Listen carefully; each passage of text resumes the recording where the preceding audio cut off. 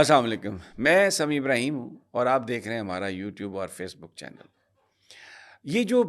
P D M کا اتحاد ہے، یہ بڑا ان نیچرل اتحاد تھا، اور ماضی کے جو دشمن تھے ان کو ایک ساتھ بٹھایا گیا تھا، اور اس کی وجہ یہ تھی کہ ایک تو امریکہ کی طرف سے یہ اس حوالے سے بات کی گئی، امریکی انفلوئنس جو ہے پاکستانی سیاست میں بہت زیادہ ہے، تو ان سب لوگوں کو اکٹھا کیا گیا۔ اور اب جو ساری تفصیلات سامنے آ رہی ہیں، جنرل باجوہ کا اس میں ایک بڑا کردار تھا اور وہ اس کے مین ہینڈلر تھے بظاہر،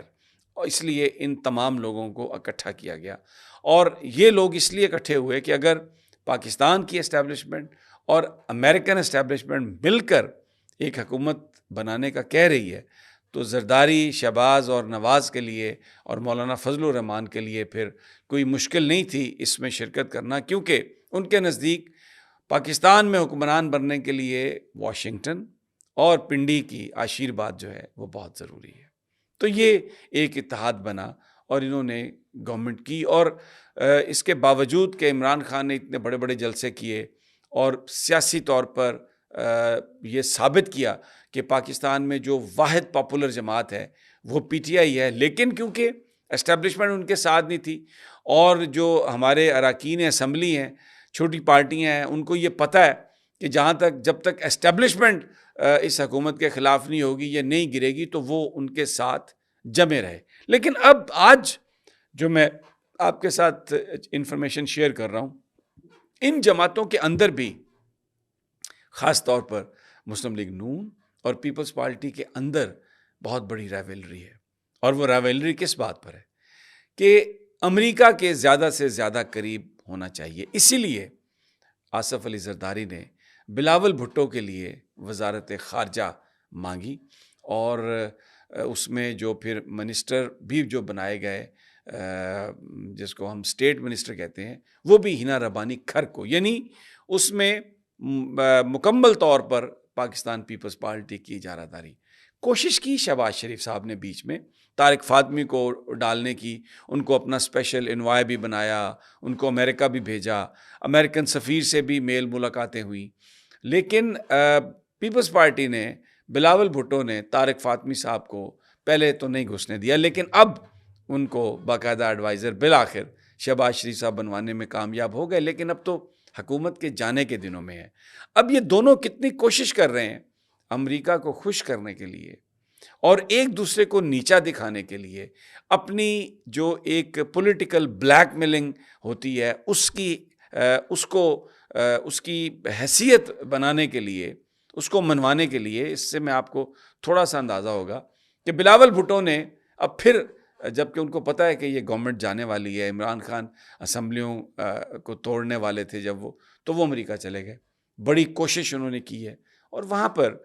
ہم سب کو پتہ ہے کہ حسین حقانی موجود ہیں۔ وہ پیپلز پارٹی کے ساتھ ان کا جو تعلق ہے وہ کسی سے ڈھکا چھپا نہیں۔ وہ آصف علی زرداری صاحب کی جب حکومت تھی تو وہاں پر وہ امریکہ میں پاکستان کے سفیر رہے، اور پھر اس کے بعد جو میمو گیٹ تھا جس میں انہوں نے لکھا تھا امریکی حکام کو، منصور اعجاز کے ذریعے ایڈمرل ملن کو، کہ مدد کریں امریکہ، کیونکہ اسامہ بن لادن کے آپریشن کے بعد پاکستانی جو حکومت ہے وہ اس کو یہ پاکستان کی فوج ہٹانا چاہتی ہے۔ تو پھر ان کو جب وہ پاکستان میں تھے تو ان کو وزیر اعظم ہاؤس میں انہوں نے ریفیوج لی، اور پھر اس کے بعد ایک عدالت کے حکم سے مینج کر کے حسین حقانی صاحب آئے۔ بڑے کمال کے وہ بندے ہیں، بڑے ذہین ہیں، اور ان کی شہرت ایسی ہے کہ جس کے ساتھ ان کی دوستی ہے وہ دوستی نبھاتے بھی ہیں۔ میرے ساتھ بھی ان کی بہت اچھی شناسائی ہے، and he has been always very kind, مجھے یہ کہنے میں کوئی آر نہیں ہے۔ انہوں نے، کیونکہ ابھی ساری لابنگ جو ہے بلاول بھٹو کی وہی کر رہے ہیں، تو انہوں نے بڑی کوشش کی ہے۔ ان کو اٹلانٹک کونسل میں، جو ایک امریکہ کا تھنک ٹینک ہے، بلاول صاحب کو موقع، کیونکہ ان کو بیسیکلی ان کو پریزنٹ کیا جا رہا ہے، ان کا امیج بنانے کی کوشش کی جا رہی ہے کہ وہ مستقبل میں پاکستان کے وزیر اعظم بن سکتے ہیں، اور اس کے ساتھ ساتھ اب اس دورے میں اینتھنی بلنکن کے ساتھ بھی ان کی بات ہوگی۔ ان سے ایک بیان بھی دلوایا گیا نریندر مودی کے حوالے سے کہ گجرات کا کسائی، اور پھر اس کے بعد جو میڈیا ہے اس بڑے ایک پلانڈ طریقے سے اس کی بات کی گئی ہے، اور اس کو بلاول بھٹو کو ایک بہت ہی ایسا نیشنل لیڈر بنا کے پیش کیا جا رہا ہے کہ جیسے اس نے بھارت کو للکارا ہے، اور پاکستان کے لوگوں کی امنگوں کا جو ترجمان ہے وہ صرف بلاول بھٹو ہے۔ حالانکہ یہ شہباز حکومت ہی ہے جنہوں نے ٹریڈ کمشنر جو ہے بھارت میں ہائی کمیشن میں، اس کا عہدہ بحال کیا، باقاعدہ پوری ٹریڈنگ کی کوشش کی، اور بلاول بھٹو شہباز شریف کے ساتھ ساتھ رہے انڈیا کے ساتھ تعلقات بہتر بنانے کے لیے۔ افغانستان گئے ہی نہیں، پوری اپنا جو وزن تھا وہ امریکہ میں ڈالا، اور اب وہاں پر جا کر انہوں نے جو بیان بازی کی ہے اور جو کوشش، اور اصل جو بیان انہوں نے وہاں پر دیا امریکہ کو خوش کرنے کے لیے، وہ یہ تھا کہ پاکستان روس سے تیل نہیں لے رہا۔ پاکستان، کیونکہ امریکہ یہ نہیں چاہتا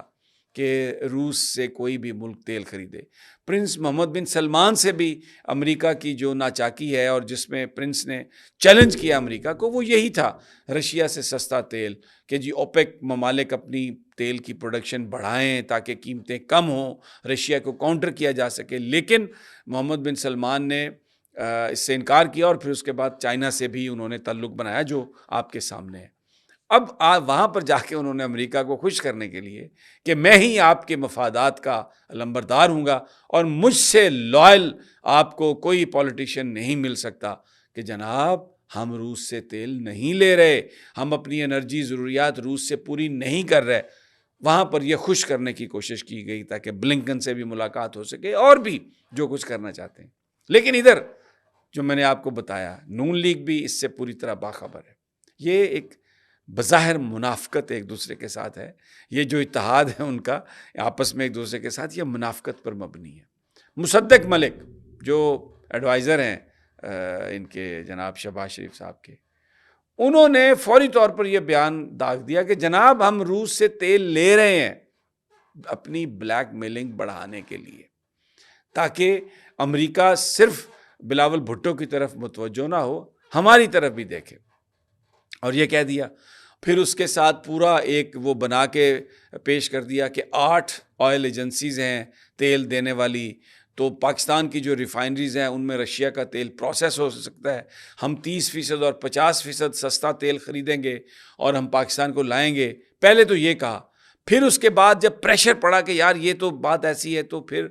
یہ کہہ رہے ہیں مصدق ملک صاحب کہ ہم وزارت جو خارجہ ہے اس کو پوری تفصیلات دے رہے ہیں، شاید بلاول بھٹو کے پاس ان کی تفصیلات نہیں تھیں، تاکہ جو بلاول امریکہ میں روس کے خلاف بات کر کے جو کچھ پولیٹیکل گین کرنے کی کوشش کر رہے ہیں اس کو زیرو کیا جا سکے۔ باقاعدہ ایک پریس کانفرنس کی ہے، اور اس کے بعد جناب یہ چیز جو ہے ساری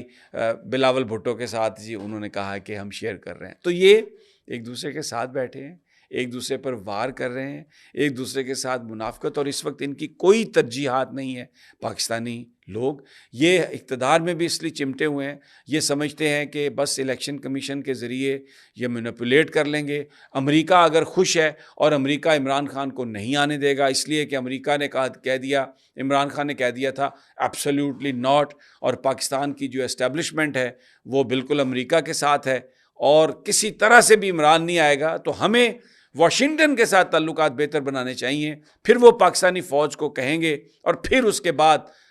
ہم ہی اقتدار میں آئیں گے، کیونکہ عمران نے جو جنرل باجوہ کا کردار جو ایکسپوز کیا ہے، تو وہ جو سائفر کے بعد پاکستان یعنی امریکہ نے کہا کہ ہٹا دیں، تو اس کی ہینڈلنگ جو ہے وہ جنرل باجوہ نے کی ہے، اور عمران خان یہ بات برملا اس کا ذکر کر رہے ہیں۔ یہ ایک بہت بڑی بات ہے، چیف جسٹس آف پاکستان یہ سب کچھ دیکھ رہے ہیں، اس کو مجھے نہیں پتا وہ اس پر کوئی ایکشن لے سکتے ہیں یا نہیں، لیکن اگر عوام کی حقیقی نمائندہ حکومت آتی ہے تو پھر اس کا مطلب یہ ہے کہ ایک انٹرنیشنل کنسپریسی تھی عمران خان کو ہٹانے کی، پاکستان کی الیکٹڈ حکومت کو ہٹانے کی، اور اس میں جنرل باجوہ نے ایک کردار پلے کیا۔ تو اب پھر جنرل باجوہ اور ان کے ساتھی، ان کے ساتھ کیا ہوگا؟ کیا کوئی کمیشن بنے گا اس کی تحقیقات کے لیے؟ کیا کوئی مقدمہ چلے گا؟ ابھی تک تو ماضی میں کسی پاورفل آدمی کو سزا نہیں ملی، لیکن اب کیا ایسا ہم دیکھ سکتے ہیں کیا ایسا ہونے جا رہا ہے؟ تو ان سیاسی جماعتوں کی منافقت بھی میں نے آپ کو بیان کی ہے، اور آگے جا کر جو ایک سیاسی صورتحال پیدا ہو سکتی ہے سائفر کی تحقیقات کے حوالے سے، وہ بھی آپ کے سامنے رکھی ہے۔ اگلی ویڈیو تک اجازت دیجیے، انشاءاللہ جلد ملاقات ہوگی۔ اللہ نگہبان۔